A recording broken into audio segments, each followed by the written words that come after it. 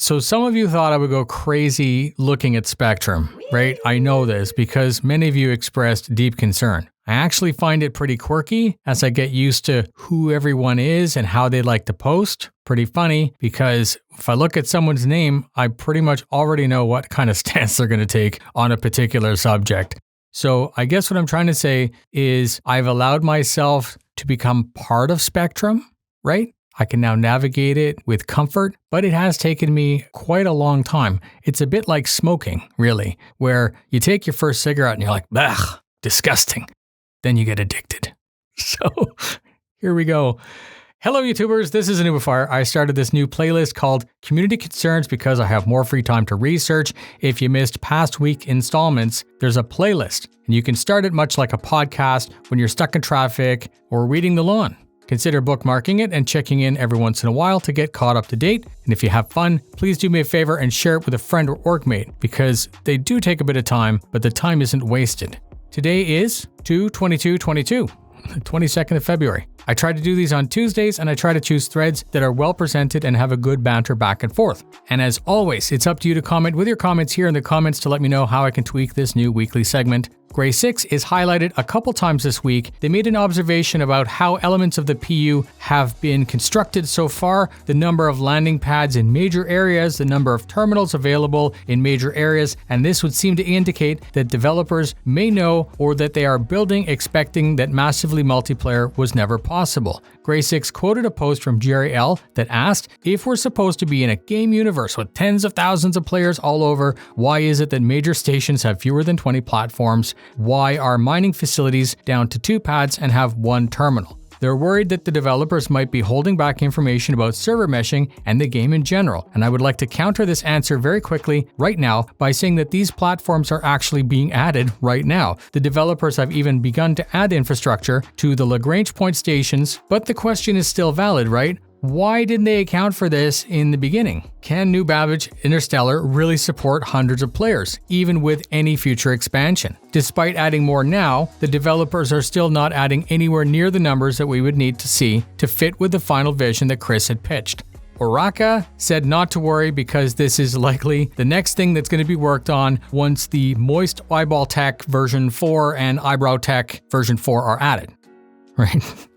Estral summed up about concerns by posting a link to the original server mesh Q&A that was updated last fall 2021 because the subject did migrate a little bit towards server meshing. They said that the backers have a short memory and that CIG has taken the time to fully define what would actually be happening in 2022 in that Q&A. Once server meshing is added and player caps are increased, we would at that time see the need and demand in these locations, and then everything could be adjusted. Some came back and questioned if we should still care about the server meshing timeline that was presented back in the fall, given the amount of silence lately and the pullback and the secrecy. I had broken down that Q&A in the fall fully, and that's linked up for you right now, so I suppose the real takeaway for you, the viewers, is quite simple. Is it possible that there's some sort of conspiracy? Do you trust the server meshing Q&A timelines, and do you expect all of this to be added this year, like was said in the Q&A? Comment in the comments.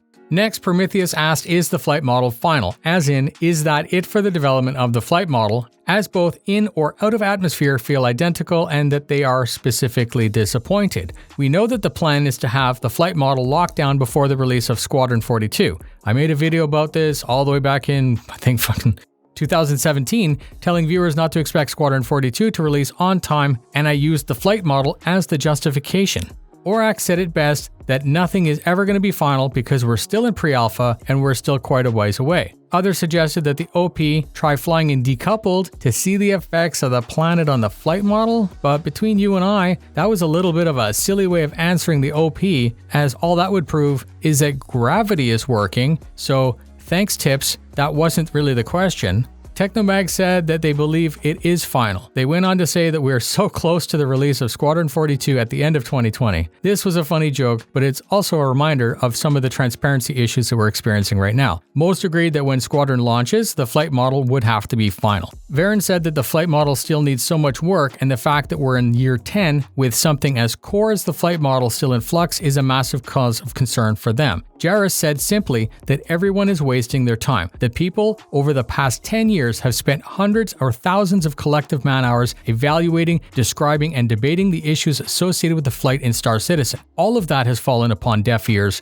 Developers seem to pretend to take the community's effort into consideration, but then just do whatever they want. And it's their job, it's their game, right? I mean, who am I to tell them what to do? We should just accept that we have no control over the future direction of flight in Star Citizen. So, are you happy with the current flight model? Do you think it's done and ready to ship, or do you think the developers are still planning to polish this as more features are added? Comment in the comments. I'm gonna break this name. Next, Arkoyali stated that their general impressions is that 2022 will be the least amount of progress since the start. Hunker down and expect a bare year for content. They said that they know Pyro and Meshing were said to come out at the same time, and that now that Squadron is the public focus, it's even less likely that we're going to see any major updates for the PU this year. They said, don't hide good news, as in that the company, if they had good news, wouldn't hide it. And this is actually brilliant, and the reason that I'm highlighting this post. CIG is hitting the major backlash quite hard right now, and we're about to hit that magical 10-year mark where all of the media all over is going to hit them even harder, making all kinds of silly posts and articles.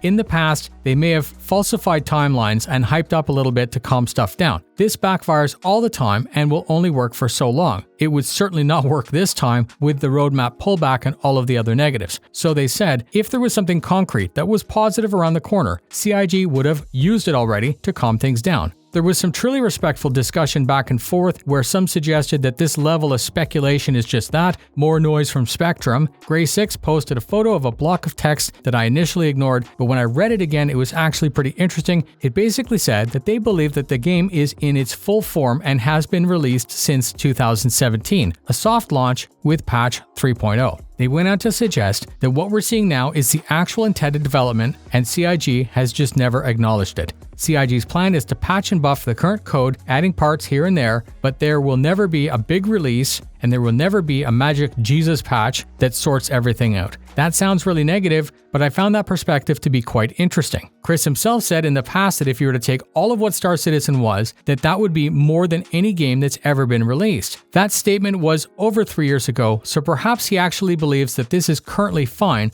and we will just constantly fund the future. Comment in the comment on 2 points. First, do you believe that the assessment that if something good was coming out this year, they would be telling it? And second, do you believe that was a fair assessment, that Star Citizen will never get an actual launch patch, that it will just be a never-ending ball of code that'll be adjusted and worked on? Next, Space Tomato was on the same idea, but a little bit more direct, asking Xylo and Jared for a definitive answer on when we might expect to see server meshing. This is interesting as we've just been told that it'll be ready when it's ready and that we are noisy, so information isn't going to be given out anymore. San Iron Fist went on to ask for further clarification to the general term Road to Pyro, what that means. But to me that sounds like they're asking for a timeline, so once again I'm expecting nothing from CIG. As I close out this video, I'm going to say that I do have that thread bookmarked because I expect them to do nothing, as they've said it clearly in the past that they will no longer say anything. There were some really compelling arguments in the post, and I guess it really comes down to a game of chicken to see who's going to flinch first. A stare down or a gun duel. Very interesting times. Not specifically where I would like to see the company right now, but it is what it is, right? And that's it. I'm stopping there for this week as there's a bunch to process, and the rest of the posts on Spectrum are mostly just people bitching about stuff that is completely out of their hands. My suggestion to those is if you really want to make a difference, get hired by CIG and make the difference from the inside, not from Spectrum, because nobody cares. I wanted to remind you that there's a contest worth over $1,000 on the line. Also, I stream Tuesday and Thursday starting at 6:30 Eastern, so watch out for that. Also, the German channel Der noobifier is up and running, making content in German. Thank you to all who support during these odd times. Share our videos to others to help spread the word. Fly safe, and I'll see you in the verse.